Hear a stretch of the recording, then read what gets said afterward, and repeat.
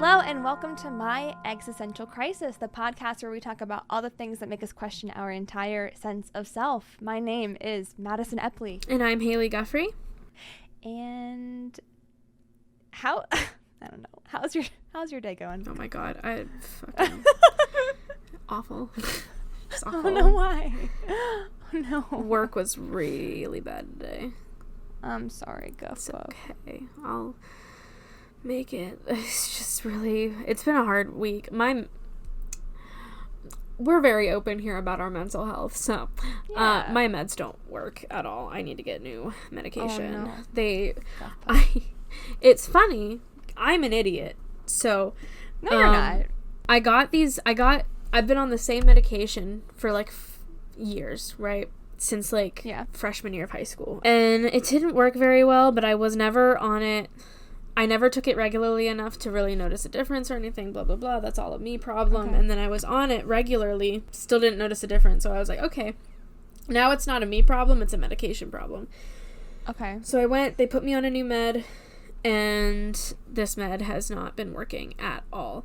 When I was in the middle of Catch Me If You Can, my mental health was so bad during that whole process. It was awful, and I went to the doctors for a follow-up after they prescribed me this new medication, and I said to them, I don't think it's working, but I don't want to go off of it just in case it's not the meds, it's everything else going on. But now looking back, that's stupid, because the medicine is literally supposed to keep me from feeling like that when there's a bunch of stuff going on. So that was dumb, but I have a follow-up in a few weeks, and I'm going to get that all sorted because, this medicine is not doing it for me. I wouldn't say that's dumb, though. I would still say that makes sense to me, at least. I get that. Yeah, it made sense at the time. It was I had just started using this new medication. Yeah. It had only exactly. been, I think, maybe it just hasn't kicked in enough. Maybe it just needs a little bit longer to work itself out. And I really thought, because, it was a lot. Catch Me If You Can was a lot. I know. I'm driving out. I'm driving, 45 minutes there, 45 minutes back. I'm spending 3 hours. My whole life was kind of just taken up by work and this show. And I never felt like I had a moment to myself. And I was very much that's probably what's wrong. And I'm sure it obviously didn't help. I'm a person who, every little thing sucks and every little thing pisses me off. So I need medication that is going to work on the small stuff and the big stuff. I can't. But I gotcha. Yeah. Well, I'm glad that you've come to that realization, and I hope that we can find something that works better for you. You hear that? I heard something. Just thundered. Oh. Literally 2 minutes ago, Madison was like, is it storming near you? And I was like, no. Well, here it was storming over here, and we had, severe thunderstorm warnings starting at 9 o'clock, and it's been raining. It's been, dark all day, so I didn't know. I wanted to talk to you about this movie that Christian and I watched last night, but now it's getting dark out, and I'm scared, so... I'm a big old pussy. What movie? It was called Horror in the High Desert. Okay. It's about this guy who disappears in the Nevada wilderness, basically. Okay. And it's kind of, he's makes YouTube videos, so it's kind of looking into his videos to catch the clues and whatever. And I didn't watch the ending. I know how it ends, but I did not watch the ending because I was getting too freaked out. Because wouldn't resolving it be better though? No, because this I have a very deep rooted fear. We're getting into the creepy stuff a little early. I have a very deep rooted fear of hill people. And what the fuck are hill people? Oh, Madison, I'm about to ruin your night. So, oh no. Hill people, cave people, they're kind of the same thing to me. Wait, what? I'm getting there. Don't worry. Okay. You know how we live in the Appalachian Mountains? Yes, I do. Yeah, unfortunate. Wait, no. The Appalachian Mountains are great. And did you know, fun fact, as you're telling your fun fact, did you know that the mountains that we have here are the same mountains in Ireland and Scotland? Yeah, did you know that there are no fossils in the Appalachian Mountains because they are older than dinosaurs?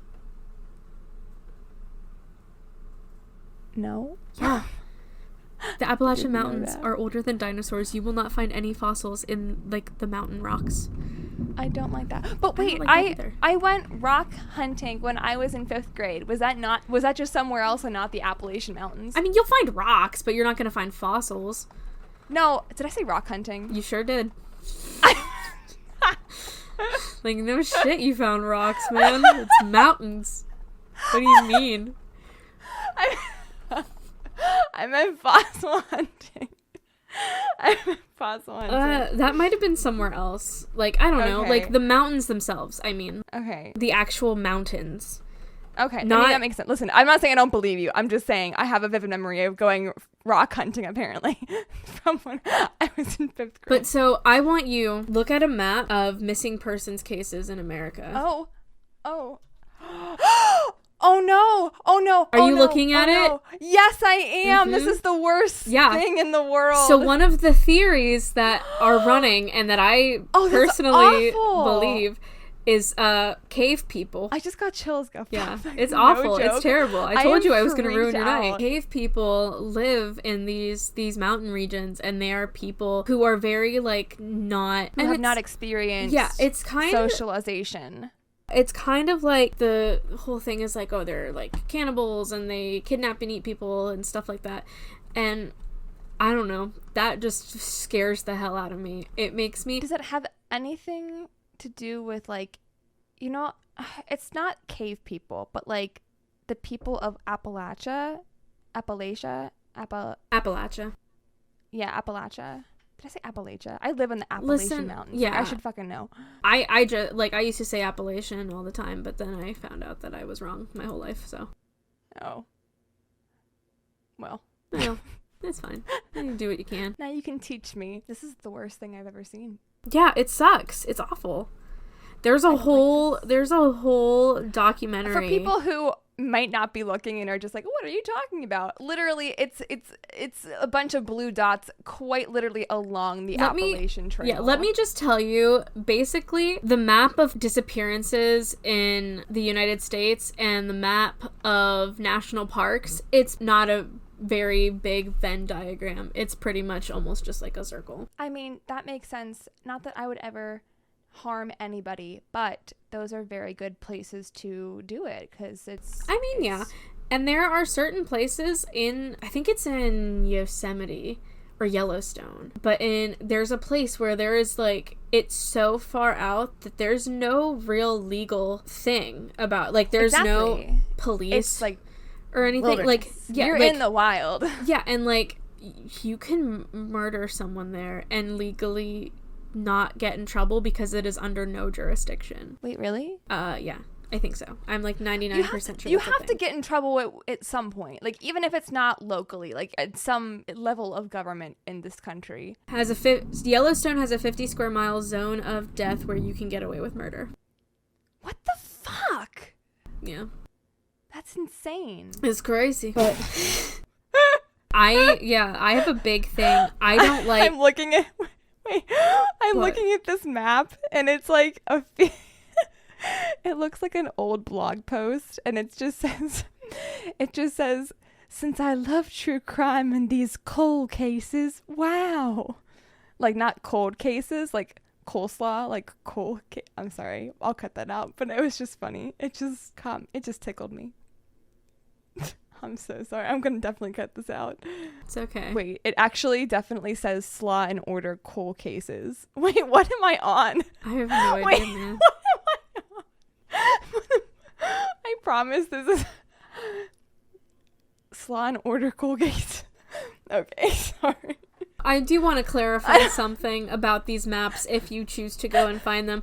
All you have to do is like look up map of missing people USA and it's one of the first things you find. The map is not like, it's not 100% accurate. Like it's not all of the people that have ever went missing in the world in like the United States. It's specifically like mysterious disappearances near national parks and the Appalachian Mountains. I typed in missing person cases in America map and literally everything is talking about reported missing persons cases in national parks or talking about national forests and mountains. Like, literally, you can't, it's all here. So my fiance is a huge national park guy. He is a geologist. It is the worst thing I think ever, because he now has a rock collection. He actually goes rock hunting. He does. He hunts for them for sure. He does not just buy them at supermarkets. Not at all. Not at supermarkets. What? Walmart sells geodes now. Jesus Christ, Hailey. But like, go to your local superstore. Yeah, go to your local Target to find an amethyst geode. $40. Actually, why am I laughing? That's true. I was gonna say, they have those. I definitely got a purple pinkish geode from a dollar store before. Yeah. I don't know why I'm laughing. It's I'm right. I had it for years and years. Right. But he's a big national park guy, and when we were just friends, I used to say constantly, like, you will never catch me at a national park. My whole friend group at the time was like adventurous and whatever, and I was like, I'll go with you guys, but I will not leave the house. I will not leave the Airbnb. Guff Puff, literally speaking of that, David and Mai's next trip, we're planning on going to like national parks and like go hiking. Have fun. Out west. Don't get kidnapped by the hill people. I'll talk about you on the podcast. Don't worry. Cool. But like, now that I'm engaged to this maniac, I have to go visit national parks on his birthday every year because I love him and stuff. Amazing. They're beautiful, but I don't like, okay, so there's a whole lot. I don't like the cave people. Whether or not they exist, the idea of them is scary enough that I'm good. I don't like walking. Therefore, I don't like hiking. Why would I like hiking? I hate having to move my legs ever. Unless I'm swimming. I love swimming, but I hate walking. I hate running. I hate climbing. Ugh. I hate sweating. I hate bugs. I'll never understand people who are like, my thing is hiking. I love hiking so much. I love hiking, Hailey. Do you really? I'm literally... Hailey, I know you're going to a national park. I'm literally planning a trip around hiking and visiting national parks. You're one of those. Yes, I am. Listen, I also hate sweating and I hate bugs, but there's something about nature. Like, I will definitely walk up a hill. I gotta tell you, when I found out we lived in the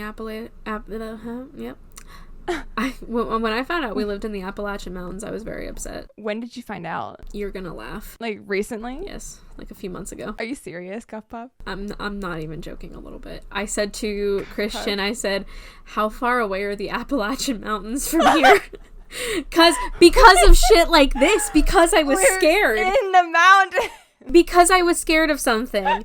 And I was like, how far away are we? I'm expecting to hear, oh, we're like a few thousand miles away. Where did you think they were? I don't know. Not in the Appalachian Mountains. I just thought, when I hear Appalachian Mountains, I'm thinking these are mountain ranges. They are mountain ranges. We just live in them. I didn't know that. I didn't see it. It was right in front of me. Rolling hills? No, I didn't. That is the Appalachian Mountains. They look like hills. They are mountains, technically. We built... Listen, this is America. We don't preserve shit. We build over top of it. We bulldoze that shit. I think at least once... I'm gonna say, like, probably once every couple of weeks, I'm reminded that we live in the Appalachian Mountains, and I get really upset. I'm sorry that you get upset. I've never... upset.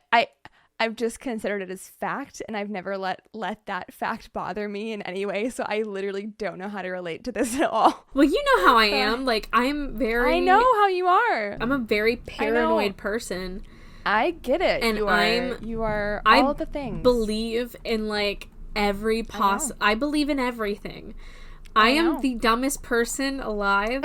I believe that mermaids are real. You can't tell me they're not. And I'm sure we talked about that when I talked about mermaids. We absolutely did. We had a conversation. We did it. Yeah. And it was I believe in ghosts. I believe in demons. I believe in things I believe in so much that I will not talk about. All right. Well, scary things are always coming for Hailey. Fuck. Oh, yeah, because last week I mentioned I forgot I told that. I didn't. I I did. sure as hell did. I did. I talked about so much last week that I was just kind of Yeah, like... we talked about a lot. We had a lot to catch up on. Oh, I didn't even explain this last time. Yeah, we have a Discord for this podcast, and I forgot that even when somebody isn't recording, they will get notifications. And Sam and Brick is Jared, so Jared was just receiving all these horrifying images of haunted dolls. Yeah, it was fun for him. Jared, if you're listening, I love you, and I miss you, and I hope you're thriving, buddy. I mean, realistically, we could do an episode where it's all three of us. I was gonna suggest that. I think it'd be so fun. There's literally no reason why we couldn't do that. Good. Yes.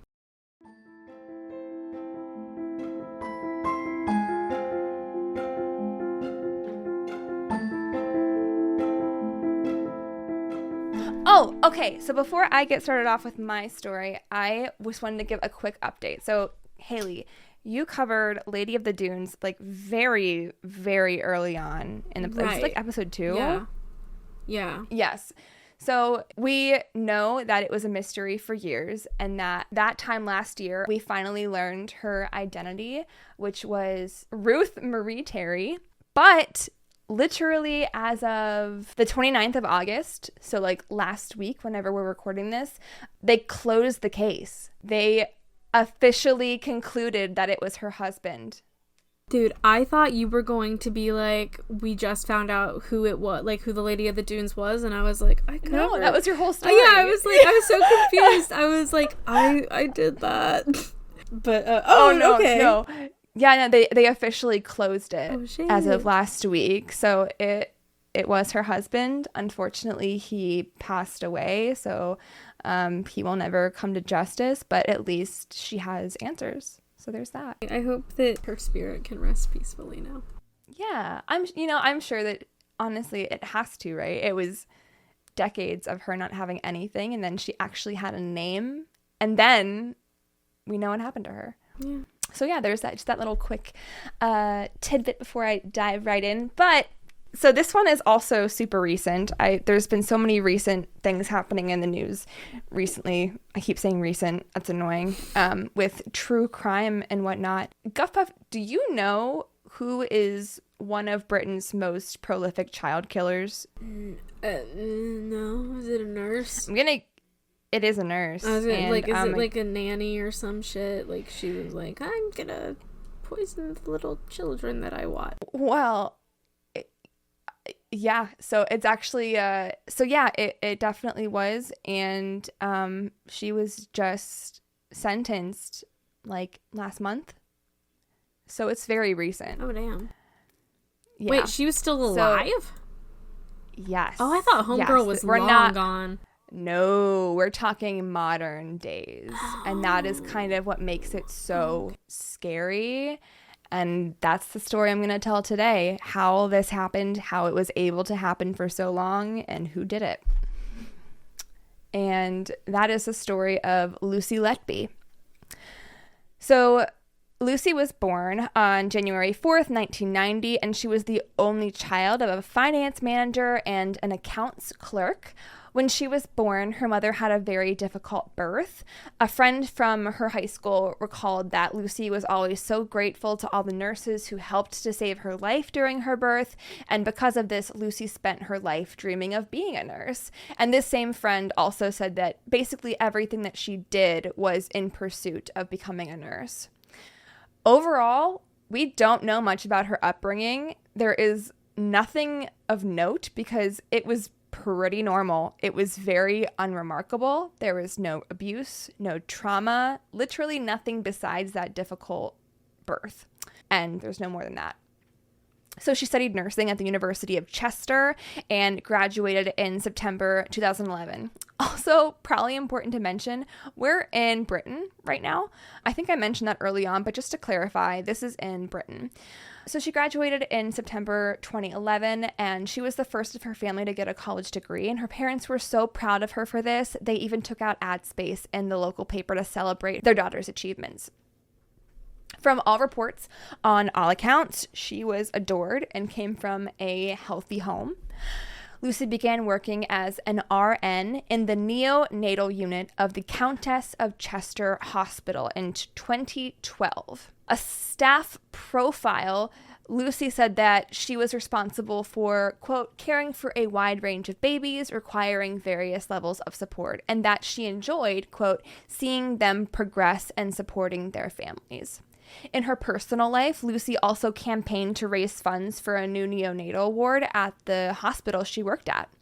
She bought a house, worked a well-paid, high-pressure job. She had 2 cats, lived a quiet life, and enjoyed salsa dancing and spending time with her friends outside of work. Very normal, very ordinary, beige, you would even call it. And actually, the Daily Mail has nicknamed her the Vanilla Killer just because of how ordinary she is. Stop. I'm not kidding. That sounds like a rapper's name. Doesn't it? Vanilla Killer. The Vanilla Killer. We should not be...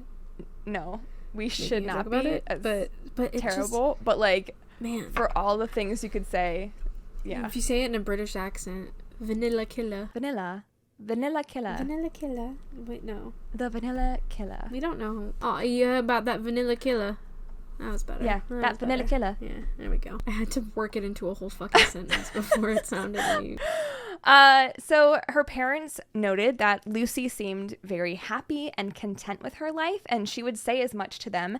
But as we now know, this was just her masking to cover up her real feelings. In 2015, Lucy finally qualified to work with infants in the intensive care unit, which was the same year the suspicious incidents began. She told colleagues that non-intensive care work was boring to her and that she enjoyed the action of her new surroundings. When she moved to the day shifts, suspiciously, the incidents also moved from overnight to during the day at the same time Lucy Letby was working. And the hospital that she works at, it's referred to as the Countess by locals. And just some fun facts for you. It delivers over 2,000 babies every year, and their neonatal ward treats those who are premature or otherwise at risk. And while these babies are obviously at higher risk of complications due to modern medicine and their natural resilience and the round-the-clock care that they receive, most end up living long and happy lives.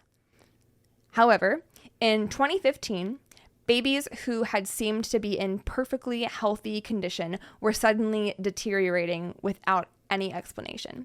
In the 5 years prior to 2015, only 2 to 3 babies passed away per year, but now there were 8 babies who died in like the span of 3 months, which was obviously very concerning. And there was a very sharp rise in collapses, which basically like the baby's coding. So just to give you a timeline of the cases and the investigation, because it's infuriating. During the trial that was just going on for 9 months, a court order was in effect to protect the victims and their families from having their identities revealed. This is typically pretty abnormal in London, as all of this information is usually made public through open justice, but the judge ordered their privacy as he thought it would give for better testimony on their part if they knew that they were protected from the public. Because of this, the babies that are going to be named during this are named with letters, and it goes from A through Q. Jesus Christ. Yeah, that's 17. And those are just the ones that she was tried with. So, Murder 1, this is the very first suspicious incident that occurred on June 8th, 2015, and oddly enough, it was right after Lucy started working in the unit. At 8 p.m., a healthy baby boy, a twin, was being cared for by Lucy. Again, he was 6 weeks premature, and he had a twin sister, but both were very stable and doing well. The boy had been handed over to Letby, and she started her night shift. 30 minutes into her shift, Lucy called a doctor to report the baby was rapidly deteriorating, and then a total of less than 90 minutes into her shift, the baby was gone. A pediatric specialist who came in the next day was shocked and thought that it was completely out of the blue because both babies showed absolutely no signs of anything being wrong just the day before.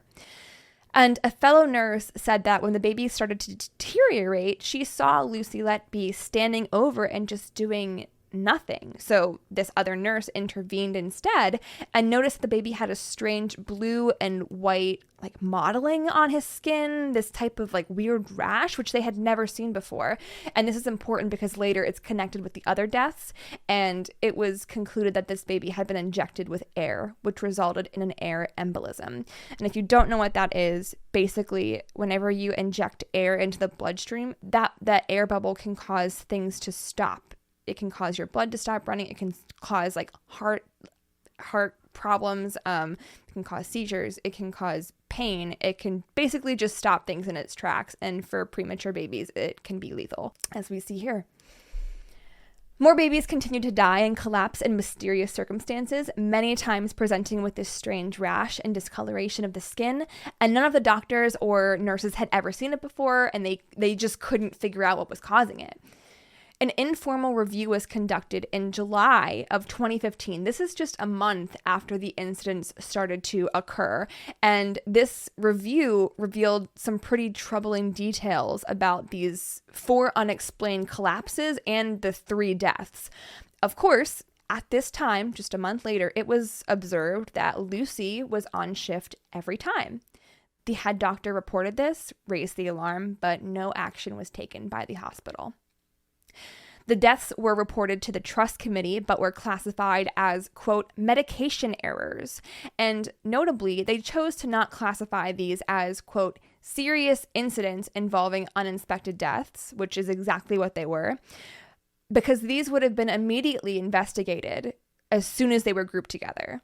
So it went from literally they could have been investigated right away within that month to no investigation whatsoever.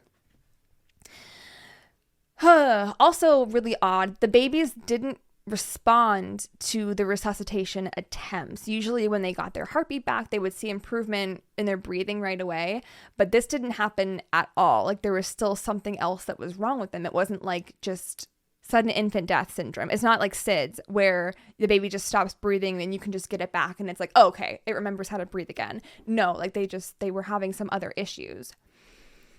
There were accusations floating around that the doctors and police were just trying to find someone to pin negligent care on, but this is absolutely 100% not correct.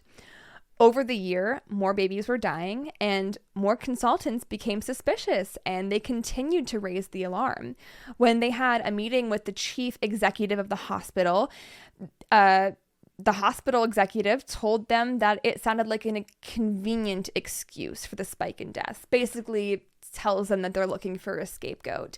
And I also want to make this distinction. So you have the doctors, of course, who work at the hospital, but then you have the hospital staff and like executive board who runs the hospital. Of course, it's federally run in London. Here in America, they're private run, but it's still the same structure. So instead of listening, this chief executive demanded that the doctors stop reporting Lucy Letby, or he would have them placed under review by the medical board. Luckily, the doctors did not listen to this, and they kept the pressure on, and they risked their medical license to do this. Having them placed under review by the medical board, it meant they were at risk of losing their license and at risk for being able to practice. But they continued because they knew it was the right thing to do. The senior investigating officer on the case mistakenly assumed that sick babies in a neonatal ward would collapse at any moment, but this is actually the complete opposite. With so many eyes and hands and monitors on these babies, collapses are really expected beforehand. We know when they're going to happen. We know if a baby is not going to be doing well. It's really, really rare if there is an unexpected collapse, and there's almost 100% always a medical explanation for what they found to be the case for that. So now we're in October. Again, this started in June. In October 2015, a neonatal ward manager conducted a review and noted that Lucy was the only staff member consistently present through the incidents, as we knew before. And these findings were again relayed to the lead neonatologist. Even more concerns were voiced, but they didn't do anything. Nothing was done. There was no formal meeting until May of the following year. It was deemed too coincidental to be anything serious. A year later now, collapse after collapse and death after death, the union was in panic. On June 24th, now a year later, 2016, the staff had a meeting regarding the crisis that their unit was in.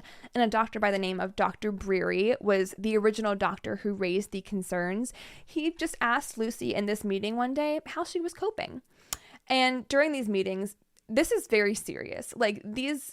Obviously it's very serious. We're talking about people dying, but not just people. We're talking about premature babies. This should not be happening. And these people work with these babies for months on end sometimes. This is really hard. It's really hard to not take this kind of thing home with you. So during these meetings, this is usually when nurses would be given some time off or have their schedules rearranged just to help them process and grieve the traumas.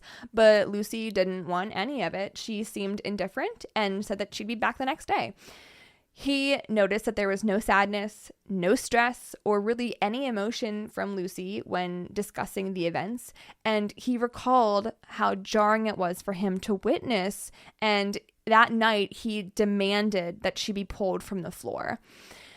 And initially, once again, the deputy executive refused, and she even said she was happy to take the responsibility if any other incidents occurred while Lucy Letby was on the floor. And guess what? The very next day, another baby collapsed. 3 days after Dr. Breary raised this final alarm demanding that she be taken off the floor, and after she wasn't taken off the floor, then she finally was and placed on administrative duties. But again, no formal investigation. Lucy actually made a formal complaint against these doctors who were making the accusations that had gotten her taken off the floor, and these doctors were made to apologize to Lucy, or they were to face severe consequences. And their collective letter read, quote, "Dear Lucy, we would like to apologize for any inappropriate comments made during this difficult period. We are very sorry for the stress and upset that you have been experienced in the last year. Please be reassured that patient safety has always been our absolute priority during this difficult time." 2 doctors even had to attend mediation sessions with Lucy just to reconcile. And then Lucy was left back onto the neonatal ward. But importantly, it's really funny because there were absolutely 0 incidents whenever she was taken off the ward. But the second she stepped back in, guess what? They started back up again too. Still, the doctors kept pressing the issue. And so the hospital was finally like, okay, here's what we'll do. We're going to request a formal review by the Board of Pediatrics. And just as a note, this is not at all what the doctors wanted. The doctors wanted the police called, not for a review. So this review didn't immediately cover the cause of the unexplained deaths, but it did reveal the holes and failures in the hospital's investigations. And boy, oh boy, did they get reamed. So most babies are given an autopsy. Toxicology tests aren't common for babies, but they are if the cause of death is deemed unexplained, which literally all of these were. The board also noted a ton of other failures in the system, which resulted in poor investigation, if you can even call it that, because there was literally none. After this review, staff were given wristbands to track their location and monitor unclaimed beds within the hospital. And the Countess's neonatal unit, as a precaution, also refused to take any babies under the 32-week gestation period. And the report also recommended an outside review of all neonatal deaths within the previous year. Finally, in May 2017, this is nearly 2 years after the first incident, the police were finally called, and they even asked a retired pediatrician, Dr. Dewey, to conduct an anonymous external review. And the doctor's responsibility was not to say who did it, but basically just to tell them if there was foul play. And in his professional opinion, crime was committed, and he even told the police before if they suspected someone or something, Don't tell him. He wanted to go in blind, leave any potential bias at the door, start with a clean slate. So out of the 30 babies who died, he found a medical explanation for 15 of the deaths. But the others, absolutely zero explanation, and all were highly unexpected. He noticed that multiple babies had died from this air embolism, which I had mentioned before. And there were also babies who died from injecting milk and air directly into their stomachs. Preemies are usually fed regularly in small doses because milk can cause their tummies to swell, and they can't take a lot in at once because it could restrict their breathing. So injecting milk and air directly into your stomach, you're basically guaranteeing that they're going to stop breathing. Some babies even had direct trauma with blood in their mouths and throats, and other babies who passed were found to have suddenly rapidly falling blood sugar, but the high levels of insulin found in their little bodies were artificial. And this insulin discovery was a smoking gun for them, because this is not something at all that can be easily mistaken. Not that injecting milk or air into somebody could be easily mistaken, but the insulin was especially important. It takes 2 nurses to sign off on insulin being given, and there were absolutely 0 babies in the ward who even needed it. So this was incredibly intentional. In 8 months, there were 2 of these insulin overdoses, which is basically just inconceivable. So at this point, there had been 17 unexplained deaths and 25 strange collapses. The police then looked at all the shift records, and guess what? They found out what had been said all along. Lucy Letby was the only nurse on shift for every single death and suspicious collapse. And Dr. Dewey said that he actually helped the police go through the records, and when they were at baby D, number 4, there was already just 1 nurse who was on the staff list every time, which you're getting to 17 unexplained deaths and there's still only 1 person who is there every single time. Like, I don't understand how they could turn away from this. Not a good look, for sure. No, not at all. Not at all. So finally, Lucy was arrested on July 3rd, 2018, and police found some pretty disturbing evidence in her home. One of the most notable images from the case is Lucy's bedroom. So it's been said a lot that as a 33-year-old woman, her room is noted as being a little bit juvenile for her age. This is in a family home where she lived in as like her childhood bedroom. Like, this was the home that she bought and decorated. So like, I'm not here to judge anyone's decorating choices, but I think that in this case, it explains a little bit. So for starters, she had a duvet embroidered with butterflies and the words "Sweet Dreams" written on it. She had stuffed animals on her bed. Art that was in her room, I wouldn't really call it art. It was like glittery slogans that said "Shine like a diamond" and "Leave sparkles wherever you go." There were like fairy lights, and I'm not judging. I have fairy lights. Like, I can't. I'm not again. I love it. They're just so cozy. So I can't judge that. I totally get it. But the rest is a little bit strange. They also turned up some key pieces of evidence. They found numerous diary entries and post-it notes covered in feverish writing with phrases like "help me" or "I can't do this anymore" or "how can life be this way?" and just the words hate and evil written on them. In her diary, she also spoke about her despair of being unmarried and childless, and very damning, there was one entry that read, quote, "I killed them. I killed them on purpose because I am not good enough to care for them. I am a horrible, evil person. I am evil. I did this." There were also phrases like, "Did I do this?" or "Was this me? Could I have done this?" And this is Lucy's defense team saying that these were written as projections of perceived guilt because of how she was being accused. I don't think that these are her in denial, but I think maybe just her not understanding why she did it, or just like a general confused mental state. Clearly, she is not well mentally, so I don't think that this means too much. The police also found bags filled with confidential medical records under her bed. And every single one of these records related exactly to the babies who had either died or collapsed. It gets worse. They also found that Lucy Letby had been searching the families of the deceased children online, sometimes right away, like the day after their death, but sometimes much later, like on the anniversary of their deaths. Some of this can be explained, like obviously a neonatal nurse, you spend months with these babies, and so like I can't imagine spending months with this baby. It doesn't even matter if it's mine or not, and then just having it pass away one day. Obviously, you might want to check up on the family, but to hold on to them and look up on them for their anniversaries is a little sus.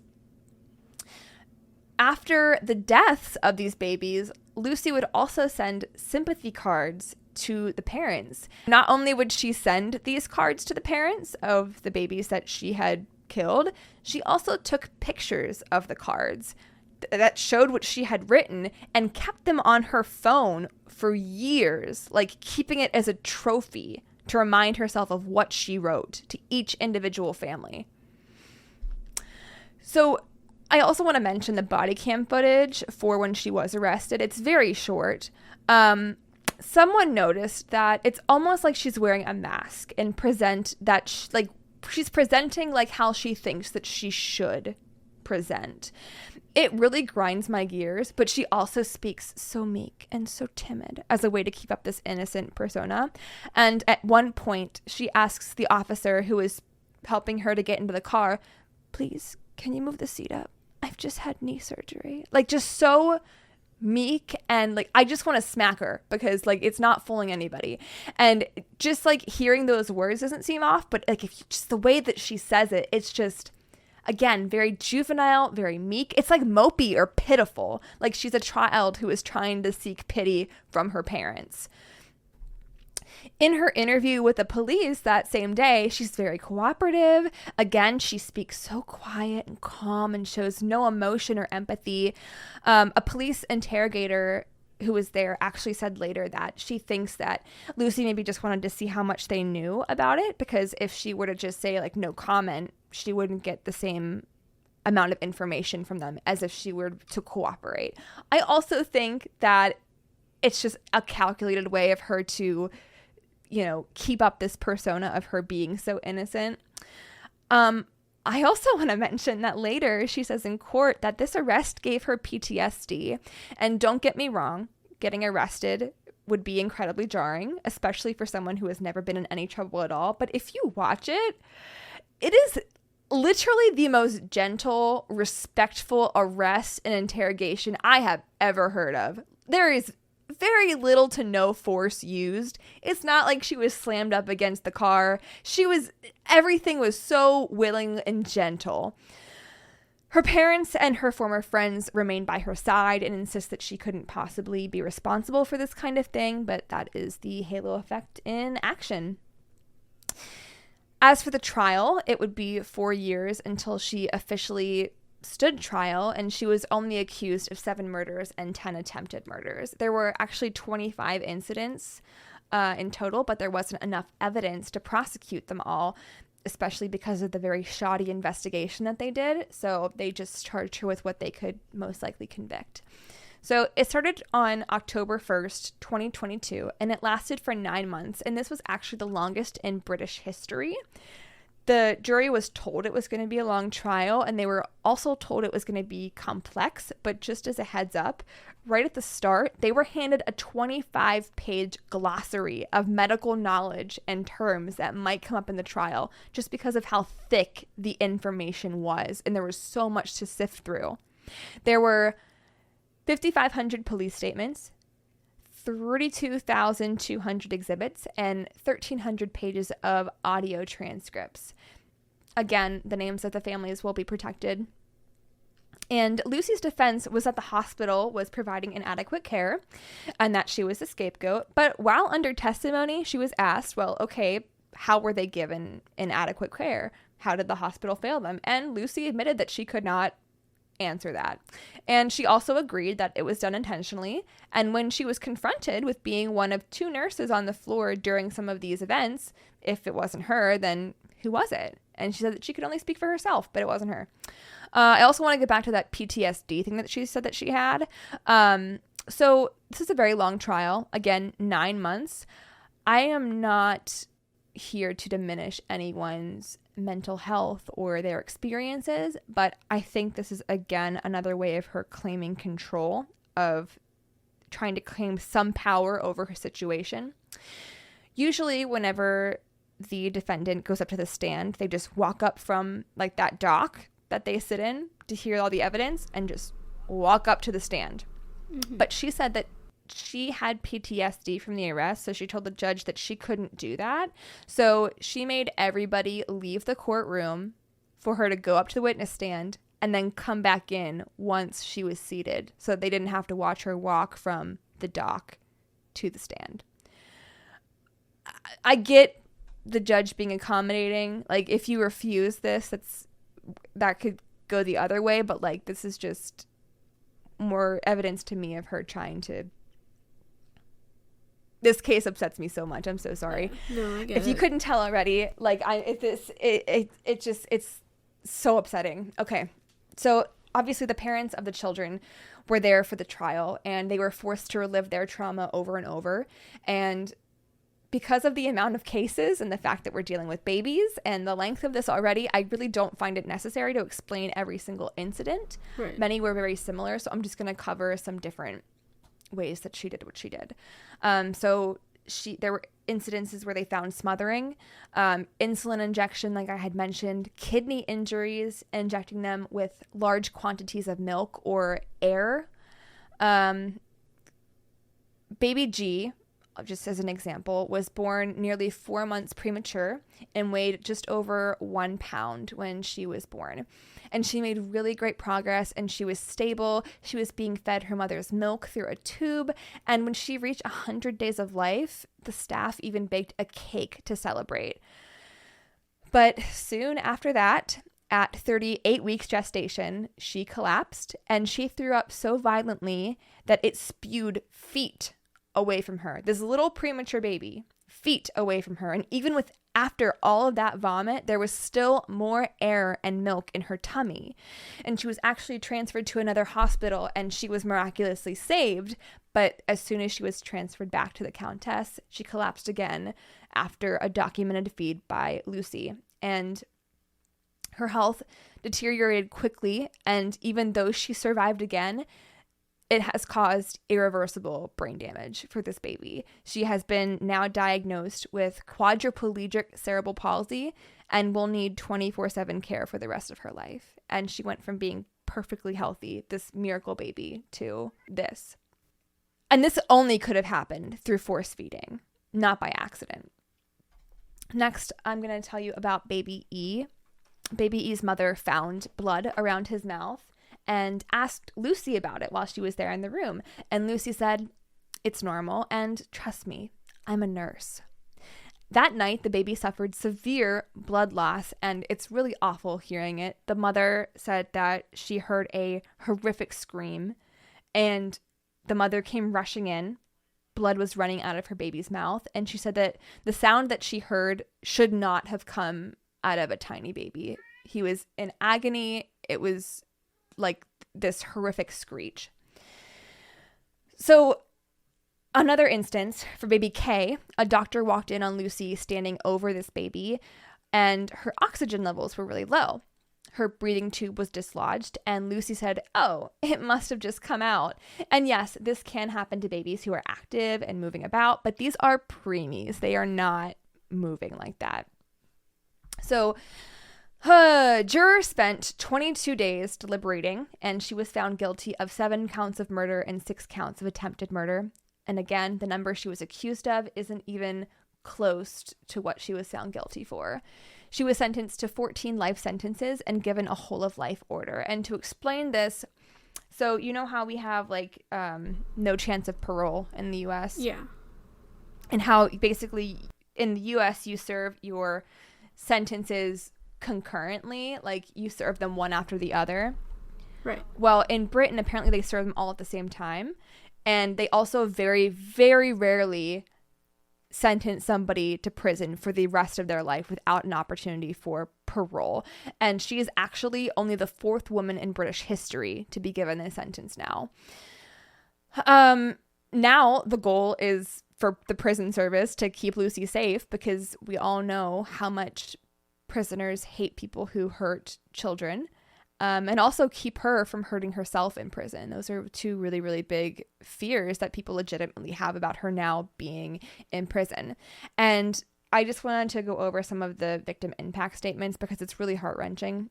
Obviously, this goes beyond just the hospital, but it's not, the nurses who were also there taking care of these babies were also traumatized from witnessing these collapses. Like I had mentioned before, they were placed on leave to deal with this trauma.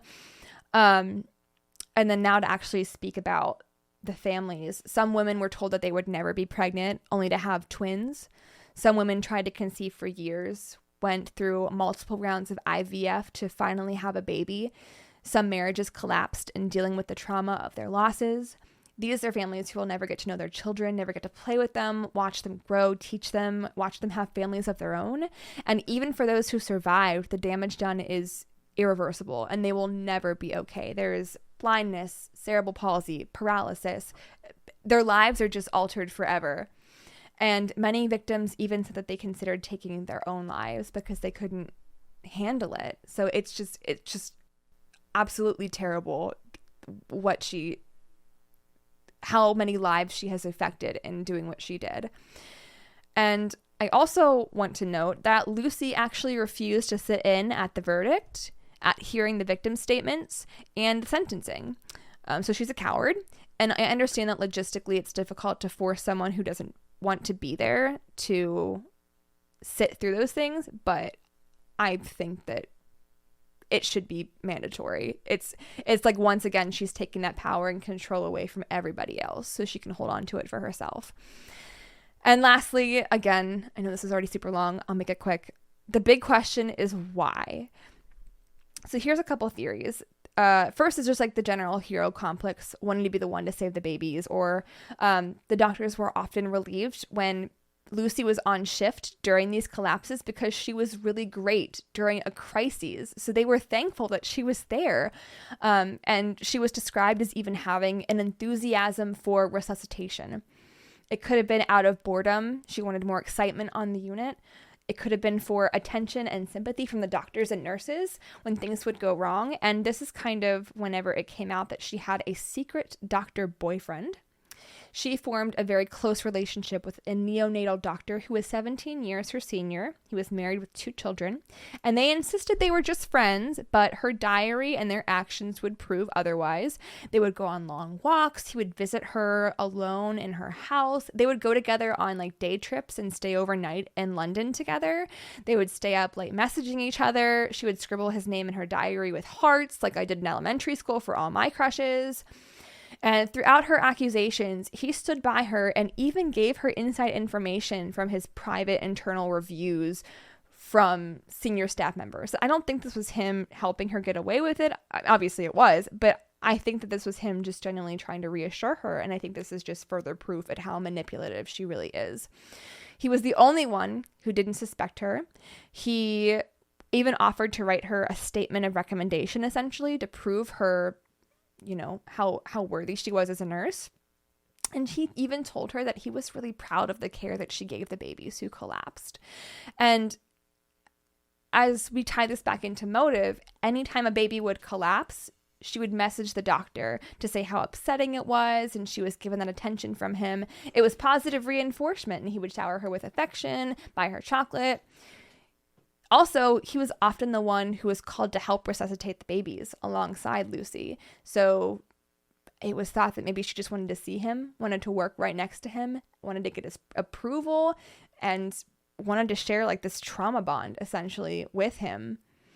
And it's also very notable that whenever he was in court testifying against her, this was the very first time she showed any emotion. Hearing about the horrific deaths, not a tear shed, but having this doctor testify against her, she was sobbing, inconsolable. The judge also noted how sadistic her actions were, and although she's not officially diagnosed, she shows major signs of psychopathy. And I mean, that's really it. I am just talking now, but like I think it's a shame that this went on for so long whenever it could have been so easily avoidable. And one of the articles I read about was talking about how it's boils down to sexism, essentially. Like, women are viewed as caretakers and loving, which is why it's often so overlooked whenever things like this happened. And just because a stereotype might seem positive doesn't mean it's good. We can, you can say that, women are dainty and beautiful, and that might seem like a positive thing, but it can also be really harmful, not just for women, but in instances like this, where it's just not the case. So that's where I'm at. I'm ranting now, but it's just really upset me. And that is the story of Lucy Letby and how she will never see outside of a prison wall ever again.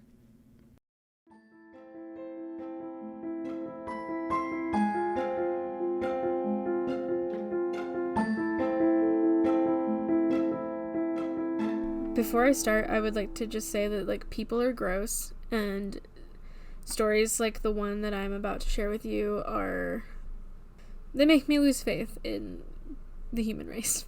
I don't know. I know we talked a little bit about this beforehand, and you seemed like you were familiar with what I was going to talk about. I am. Last week, a woman named Ruby Franke was arrested and was formally charged with 6 counts of felony child abuse. Law enforcement found Franke's 12-year-old son at a neighbor's home. He had escaped his mother's business partner's house and gone to ask for food and water for himself and his younger sibling. Both children were found malnourished, the young boy with duct tape tied around his arms and legs, as well as open wounds. The condition of the 2 children was so severe they were taken to the hospital. This is not the first time Ruby Franke has received backlash, but it is the first time she faces justice in the eyes of the law. But her abuse has been an ongoing issue for years, and millions of people knew. I detest this woman. She first disgraced the internet in 2015, running a family vlogging channel titled 8 Passengers. The passengers being herself, her husband, Kevin, and their 6 children. Also, before I continue, just a content warning for child abuse, and take care of yourself and stop if you need to. The passengers in question were herself, her husband Kevin, and their 6 children. This account amassed over 2 million subscribers. Ruby claimed at one point she was making millions off the content she was putting out.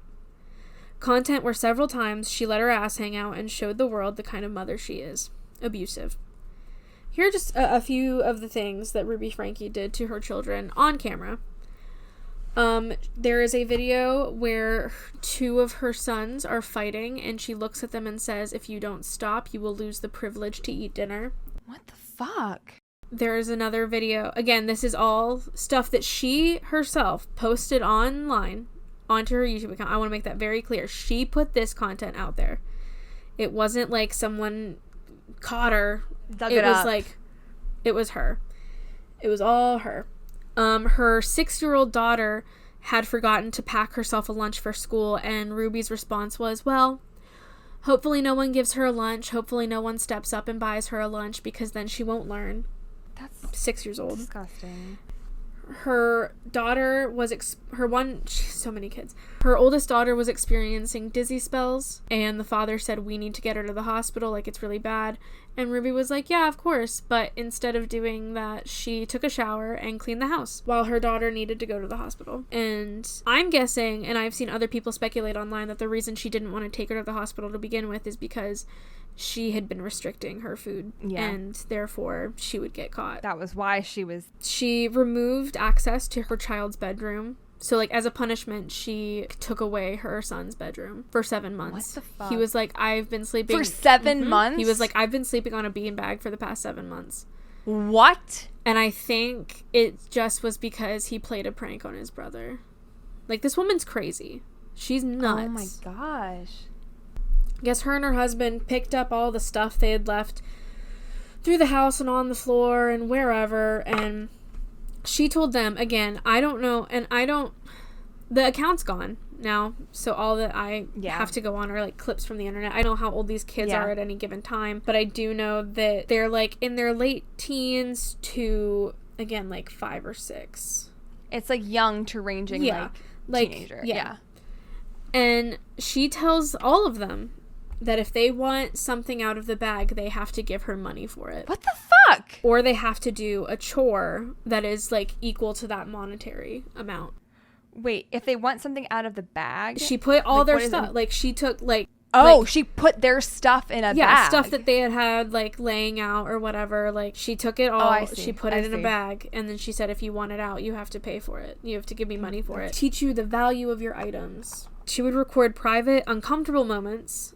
Like, the time her daughter was, like, buying her first training bra. She recorded it, made it public. That's awful. She would just constantly fucking humiliate these kids. There's a video of her, for whatever reason, she's trying to get into the bathroom while her son is in there, like, going to the bathroom or taking a shower or whatever, and he keeps, like, slamming the door in her face, like, get the fuck out. And she just keeps recording, keeps trying to get in.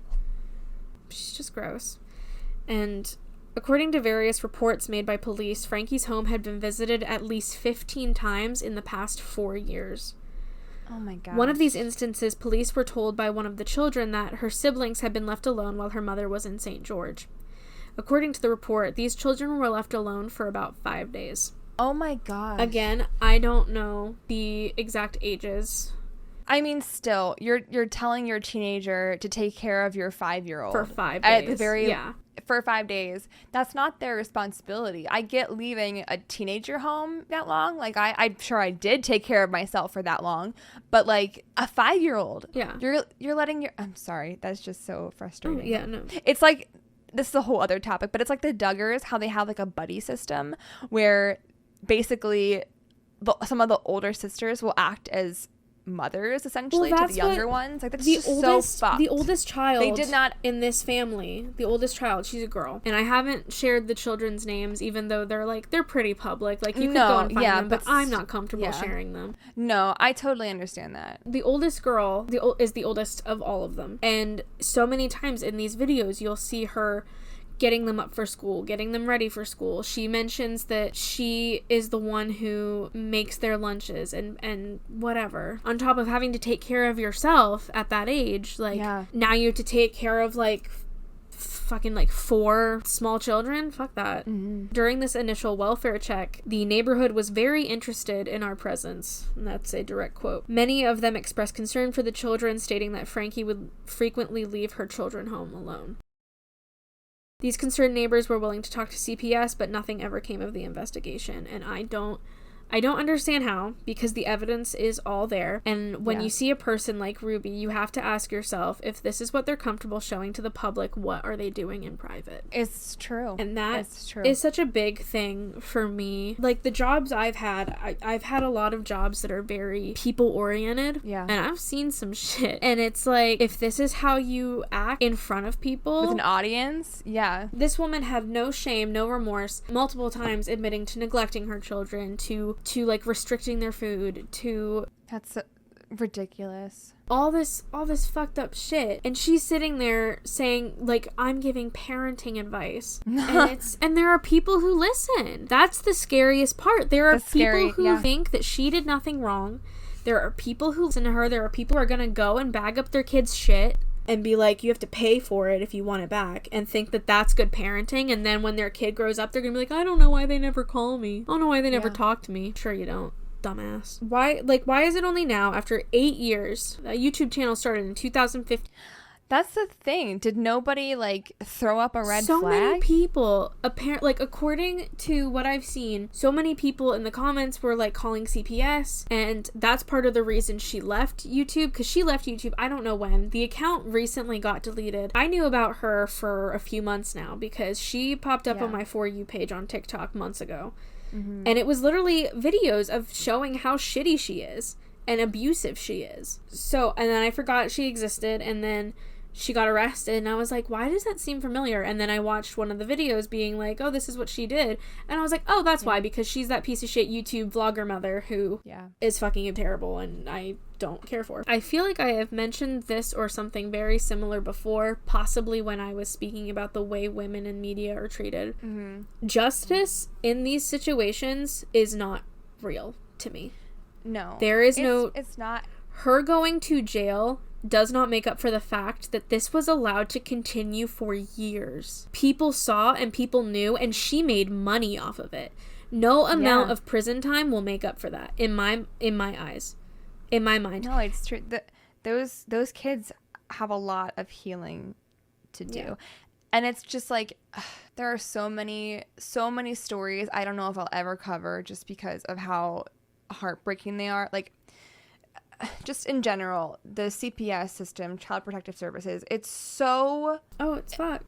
Like, it's so broken, it's not even funny. It is absurd how ridiculous it is. Like, I watched on Netflix a couple years ago, like not the trial of Gabriel Fernandez, but it was something about Gabriel Fernandez, and it was this little boy where like so many red flags were called and like raised, and unfortunately he ended up dying from it. And that was, I think, the first time a documentary made me sob.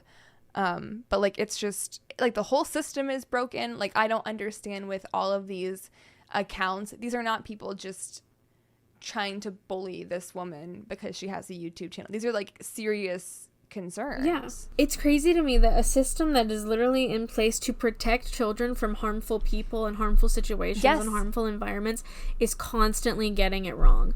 Constantly getting it wrong, constantly failing, constantly doing the opposite of what they should be doing in a lot of cases. Like, it's awful. Yeah. To me, a lot of it goes even beyond her. Like, I attribute so much of the issue to YouTube itself. Oh, no, for sure. I was literally just talking to Erin about this when she came over. Yep. YouTube allows the safety of these children to be nullified by these family vloggers who make their money by exploiting their children. Yeah. Like, you've got 10-year-old, 6-year fucking infants are becoming the main breadwinners of their families through these channels. There was, I don't know if you heard about this, there was a couple a few months ago that caught heat because they were going to adopt a baby girl from like Singapore or something. And they made a whole big video about how they decided they weren't going to adopt her because they couldn't film her. Are you serious? Dead serious. They couldn't film her or take pictures of her and post them on the internet and post them online, so they decided not to fucking adopt her. Oh my gosh. And their whole thing is like, well, our lives are so public and You choose that. You choose that. Yes. You choose what to make public in your life. It is not someone else following your dumb ass around with a camera because you're so interesting. That's ridiculous. It is you making these choices, and you don't actually want a kid because you want a kid. No. You want a kid so you can use them to make money. And it happens so often. There was another a whole other family who adopted a child and then rehomed him like he was a fucking dog because I remember that one. And you are constantly seeing children getting let down by places like YouTube and places. And I'm not somebody who's like, the internet is evil and blah, blah, blah. No, not at all. But parents need to be held accountable when it comes to their children. When kids being used as content, there are no guidelines. No, there are no laws in place to protect them. Nothing. And this is a whole other rabbit hole I didn't necessarily think I was going to get into, but fuck it. Like, kids using the internet, like, being groomed by these... No, it's true. By these adult YouTubers. Like, and it's so hard living in an age, like, growing up in this age, in this era, especially as we are coming into adulthood and we are settling down and we are starting families. Like, what do you do? Well, it's true because even for us, you and me are of the generation where internet, it was still new, but it was being refined. So like where you think of like millennials, like they had a time before the internet. Right. We didn't really necessarily, like, we've always had some kind of digital whatever, but we've learned and grown with that. But now, like, if I have a baby at some point in my life, like, it's everything. It's not like this gradual. You can't regulate the content and it's people is like, just pay attention to what your kid's doing online. It is so much easier said than done to pay attention to what your kid is watching and doing. I'm an adult. I was going on like Omegle and shit. And you think it's so funny, and you're like, oh, ha, ha, ha, there's a penis, and it's like, no, it's not funny. It's actually super weird. And really not okay. Dangerous. Yes. I can't remember which state it was that recently, it was like they took a step forward, but it still took like 10 steps backwards. But it was a state where basically if you are using your kid for content, the money doesn't go to you, it goes to them. Which, and I mean, that's fair. I think is, again, fair, but I think that still does not solve the issue of kids being exploited. Yeah. Like, kids, that's still if that is not okay. Lil Tay, do you know who that was? Is that the one who was like said that she was dead and then she was like 9 and she was coming out saying slurs, like pretending to be a Harvard graduate, and there were videos of her older brother like literally coaching her on what she needed to say because she was a fucking 9-year-old. Like it's gross, and it's seriously straight out of Black Mirror. That's how it feels sometimes watching these fucking people. I saw a clip today, and I was glad I saw it because I wanted to bring it up. This young boy, his dog was like diagnosed with parvo or something. Yes. Yeah, and for those of you who haven't seen it, the mom is quote unquote crying. She ends the video, or so she thinks. And then she coaches her son, who was genuinely upset, genuinely crying. She's like, look like you're crying. Look at me, do this. Coaching him on how she wants him to look for the thumbnail of the video. It's disgusting. Profiting off of your child's pain. Gross. I hate it. And then you subject your children to millions of people. Like I could go on they didn't ask for this. About this. They didn't. Like, it's Cole LeBrant, I don't know, the LeBrant family or whatever. I guess his daughter just made, like, a super, like, 10-year-old daughter just made, like, a super cringe, like, song and music video. And it's whatever. She's 10. But you're releasing this to millions of people. And people are fucking mean. Exactly. Like, it's harmful. If you think I was mean saying it was cringe... Girl, like, you have people genuinely bullying a 10-year-old for doing something that most of us did. I definitely made little music videos. Yeah. I posted 100%. Them to YouTube, but there were only, like, fucking 10 people watching. It wasn't millions of people. It was great. It was amazing. Oh, Madison, shut up. Shut your mouth. It's the best thing ever. Guys, just as a reminder, if you can find the doll videos. No. Seriously, never. It is worth it. It is. They're worth it. okay. They're not that great. There's nothing. No. Shh. Not as good as the music videos, but like still pretty good. Did you ever see the music videos I made? I saw some of them. I think Victoria showed them to me, or maybe you did it on the bus. One of you. That makes sense. Yeah, that tracks. Yeah, that tracks. You were very proud of them. I was very proud of them. You were. And then there's nothing wrong with that. And then I got a degree. And then I got a degree in media production. And I don't do anything with it. Look at that. I don't do anything with it. Full circle.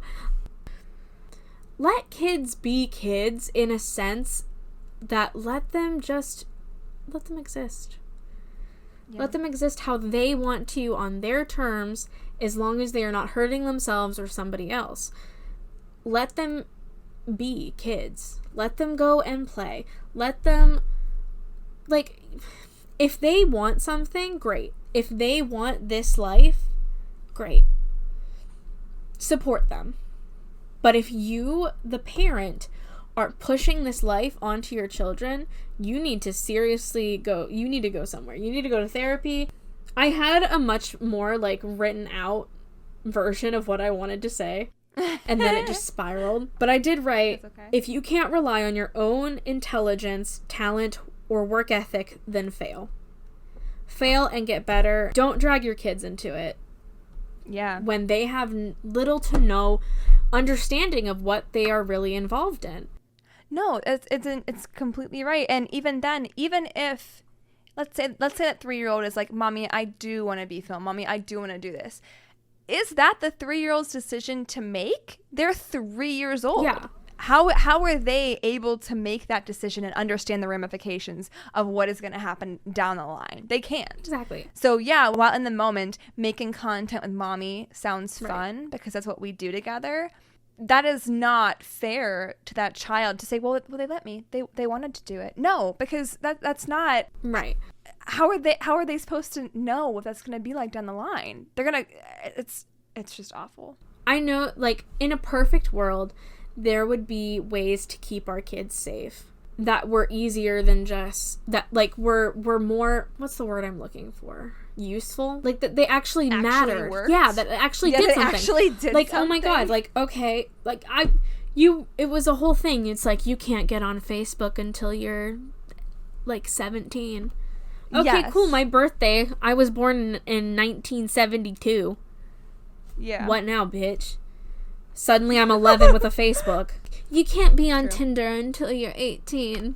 Okay, cool. Tinder's connected to my Facebook. My birthday's in 1972. What now, bitch? Now I'm 17 with a Tinder account. Fuck you. Like, it really doesn't matter. And it's like, some of these new ones, it's like, you have to click a button. It's like, yes or no. Are you 18? Yes. Are you 18? Yes. Okay. Yes, I am.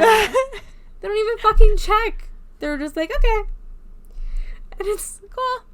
And take your word for it. And it's like, how do you, as a parent, and this is like, I've just been, like, being engaged and whatever. It's got me thinking about, like, my future and, like, the future of, like settling down and starting a family. And something I struggle with a lot is this whole internet safety thing. Like, how do I monitor my child's internet usage while still allowing them to have a sense of freedom? Yeah. Because I don't want my kids to feel like I'm controlling them and like I'm down, because I want to be the kind of parent. It's like, you have a problem, you can come to me.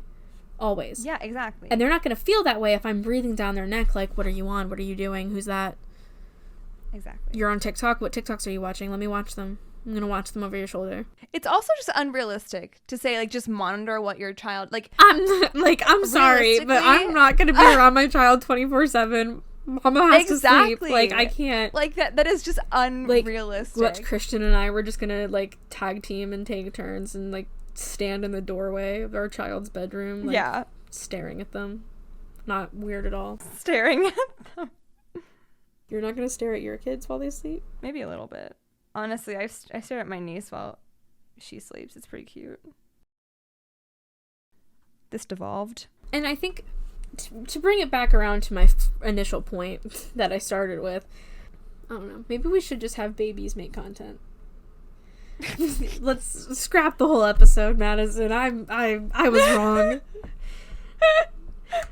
No, I don't know. It's just, I feel like I'm making absolutely no sense. I don't know how to put into words what I'm thinking. Sense.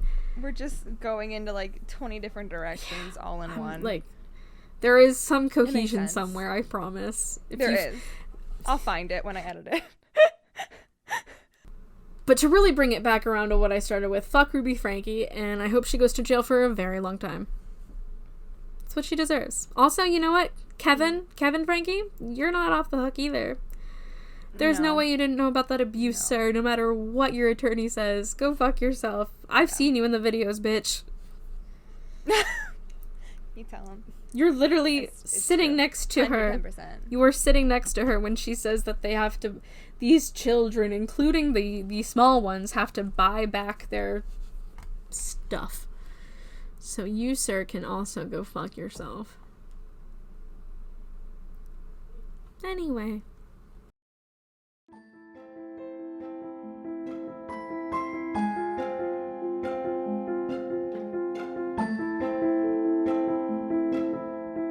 Thank you so much for joining us this week. We hope you liked we hope you took something away. Not that you liked any of this, but maybe I hope you liked us. I'm gonna start over again. I hope you liked us. I hope you enjoy our presence. If you want to see more of us, you can follow us on Facebook and Instagram at MECrisisPod, or send us an email at myexistentialcrisispodcast@gmail.com.